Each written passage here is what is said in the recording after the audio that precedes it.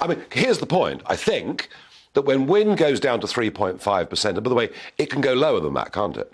I mean, wind can go very, very low, close to 0% of our energy needs. And we've got a plan just to build it out larger and larger. But we haven't dealt with that core problem of intermittency. That's the variability of wind. It can be as high as 60%, but it can be as low as 0%. And so this is leaving us with an increasingly expensive grid that needs all core... Harry, I've been told by the Green campaigners, you're wrong, because we can store the electricity. Well, we were told that this would happen. And people like Net Zero Watch and the Global Warming Policy Foundation have been warning politicians that unless you deal with this problem, we're going to have these kind of very high prices. And we needed that storage to be ready now.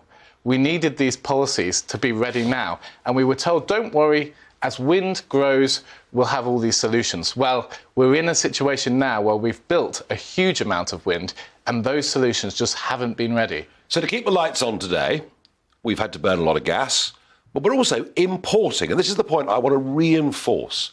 We import electricity from Norway, from France, from Belgium, although the French supply is not as reliable as it was as their nuclear fleet gets older.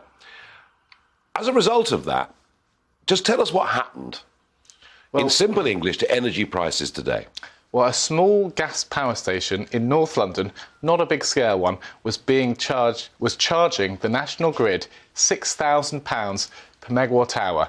And that is a record for the balancing mechanism. And that's the national grid's system that they have to make sure that in real time, supply is meeting demand at any particular moment. £6,000 per megawatt hour. What is the normal price of electricity? So the long-term average was about £50 or £60 per megawatt hour before this energy crisis. So this is 100 times greater than we were seeing just 2 or 3 years ago. And that is what the National Grid has paid to this company.